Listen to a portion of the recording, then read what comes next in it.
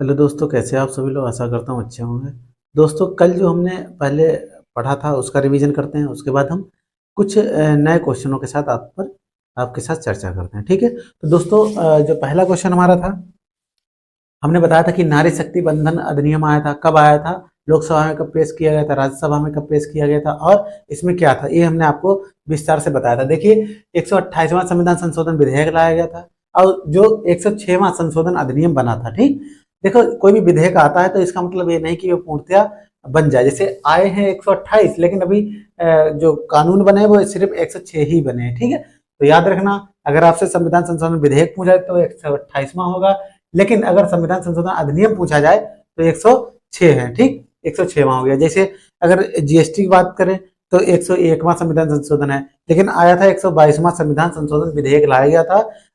वो अधिनियम बना था 100, कौन सा बना था? 101वां बना था। ठीक। 104वां आपको बताया था, ईडब्ल्यू एस वाला बताया था आपको। ठीक, ये याद रखना। अब अगली बात करते हैं। तो 128वां संविधान संशोधन विधेयक 2023 में आया। लोकसभा में इसको 20 सितंबर 2023 को पेश किया गया। राज्यसभा ने इसको 21 सितंबर 2023 को सर्वसम्मत से क्या किया गया था, ये विधेयक पास हुआ था। लेकिन लोकसभा में 2 विरोध में मत पड़े थे। ठीक है। 454 मत इसके पक्ष में पड़े थे। क्लियर। अब बात करते हैं किसने किया। राष्ट्रपति द्वारा स्वीकृत मिले 106वां संविधान संशोधन बना। अब इसका नाम क्या था? नारी शक्ति बंधन अधिनियम। नारी शक्ति बंधन अधिनियम। और दोस्तों, ये नए संसद भवन में पेश होने वाला पहला संविधान संशोधन विधेयक था। ठीक। तो ये हो गया आपका।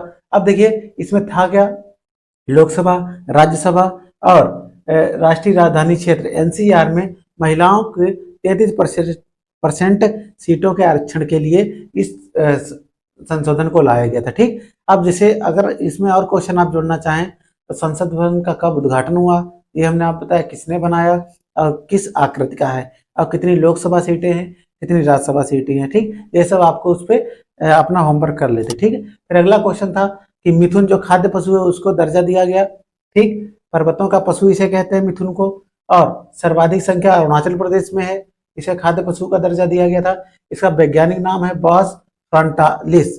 बॉस है भैया मिथुन, तो ऐसे याद रखना, बॉस फ्रंट फ्रंटलिस है। ठीक।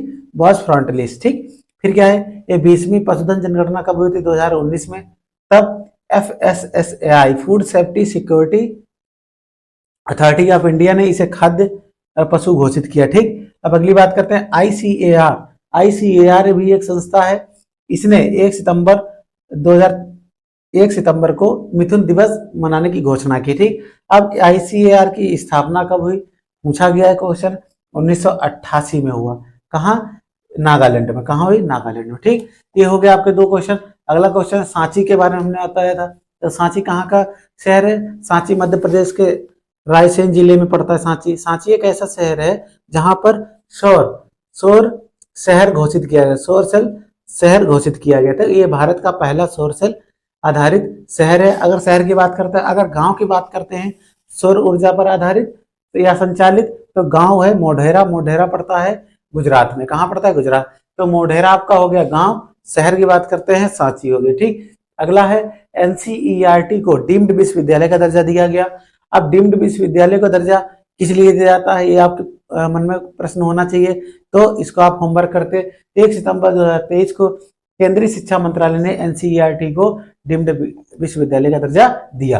अब NCERT की फुल फॉर्म बहुत बार पूछी जा चुकी है, national council of education research and training. ये इसकी क्या है? फुल फॉर्म है। ठीक। अब अगला क्वेश्चन है भारत मंडपम। तो दोस्तों, भारत मंडपम के बारे में हमने आपको बताया था कि जहां पर प्रगति मैदान है दिल्ली में, वहां पर क्या थे, कोई भी अगर बैठक होती है, कोई भी आंदोलन होता है, तो उसके क्या हो गया था, वहां की स्थिति वो जर्जर हो गई थी।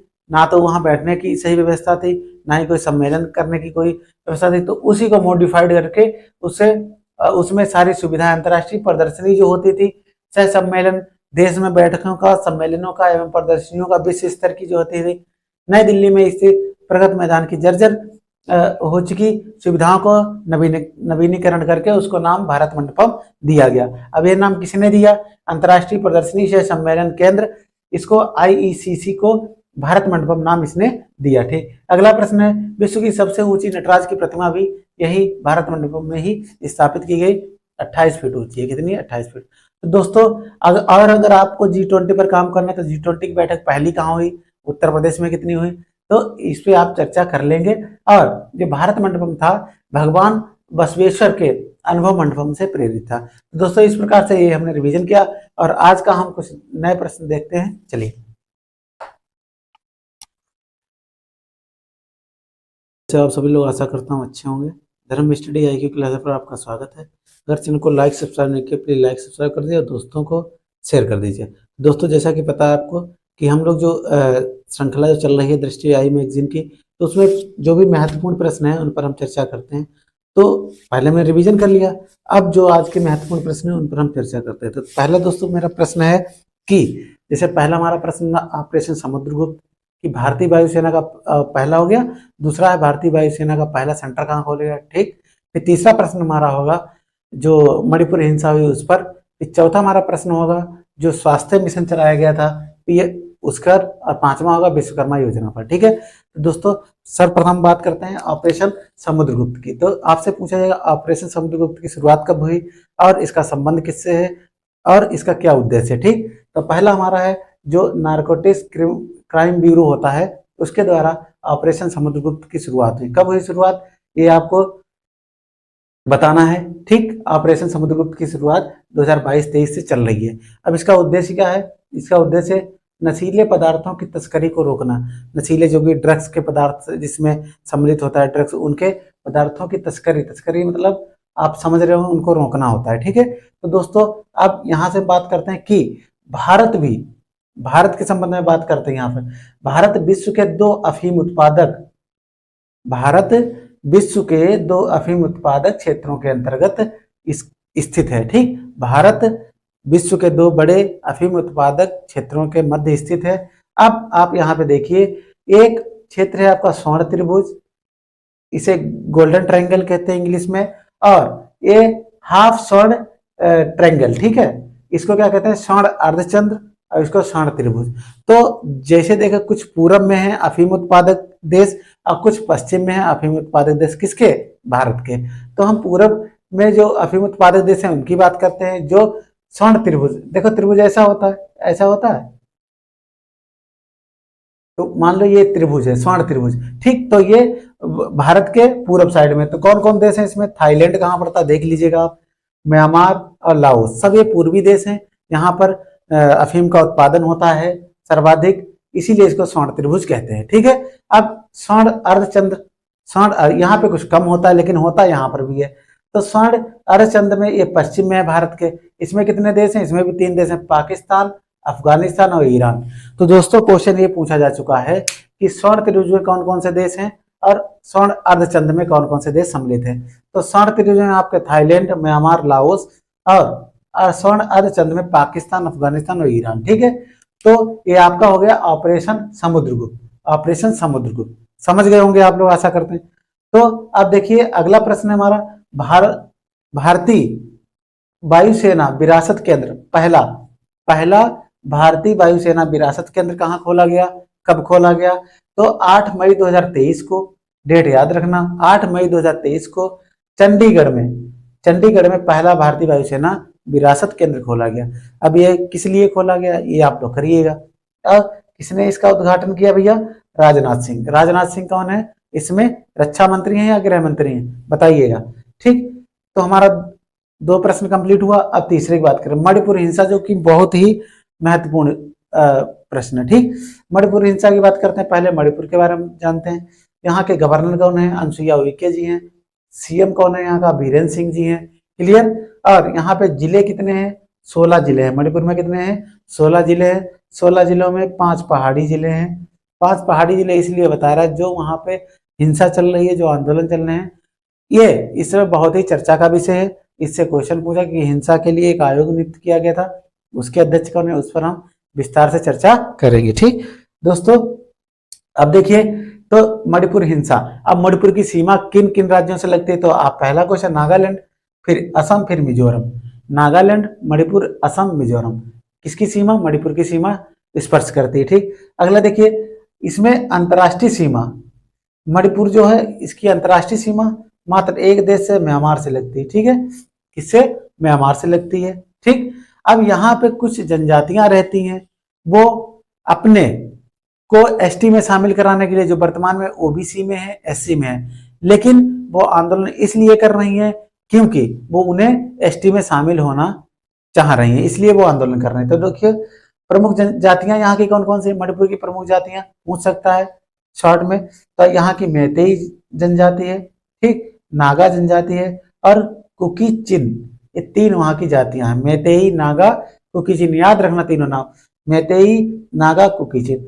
मैतेई वहां पे आंदोलन कर रही है, जो जनजाति है, ठीक, वहां एसटी में शामिल होने के लिए। वर्तमान में ये ओबीसी में है और एससी में है, लेकिन बहुत ही ये दशकों पुरानी इनकी ये कहानी है। 1949 में जब मणिपुर को शामिल किया गया था भारत में, तब से ये आंदोलन ये लोग कर रहे हैं। तो यहाँ पर क्या है, एसटी में इन्हें शामिल कर दिया। भैया एसटी में से शामिल भी नहीं कर सकते, क्योंकि एसटी में शामिल होने पर जो एसटी में वहां की जनजातियां हैं उनके आरक्षण पर प्रभाव पड़ेगा। इसलिए जो एसटी में शामिल हैं वर्तमान में, वो और ये मैतेई जनजाति एसटी में शामिल होने के लिए आंदोलन कर रहे हैं। तो इन दो समुदायों के बीच क्या हो रहा है, भयंकर आंदोलन हो रहा है, ठीक।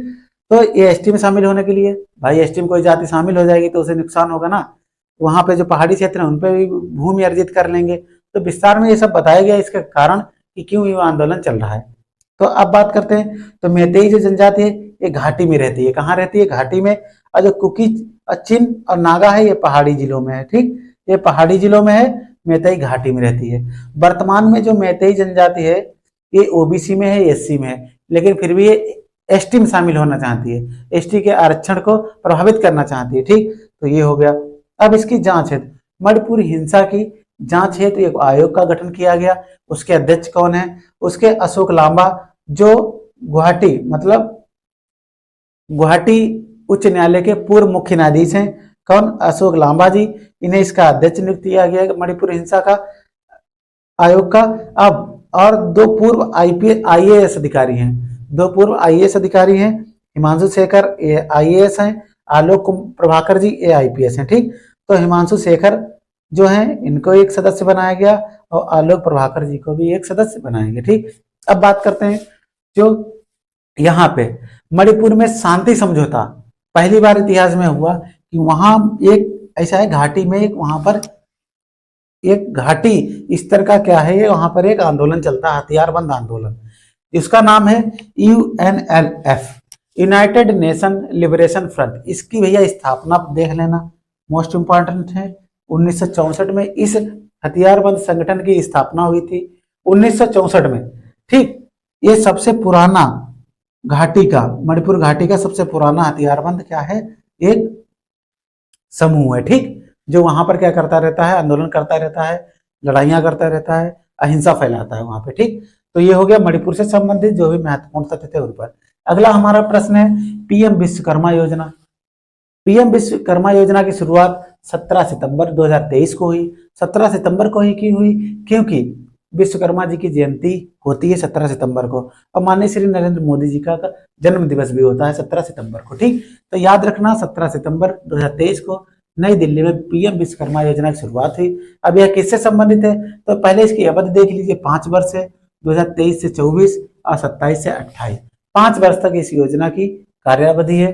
अब इसका प्रथम चरण में क्या कहा गया, 18 पारंपरिक व्यवसायों को शामिल किया गया। याद रखना कितने, 18 पारंपरिक व्यवसायों को शामिल किया गया।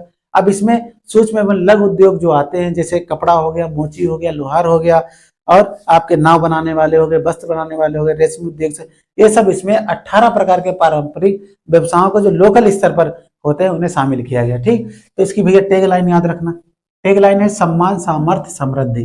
3 सा याद रखना, सम्मान, सामर्थ्य, समृद्धि, ठीक। अगला देखिए, अब इसमें सूक्ष्म एवं लघु उद्योगों को शामिल किया गया जो 18 प्रकार के, ठीक। अब हमारा अगला और अंतिम आज का प्रश्न है आयुष्मान भारत डिजिटल मिशन।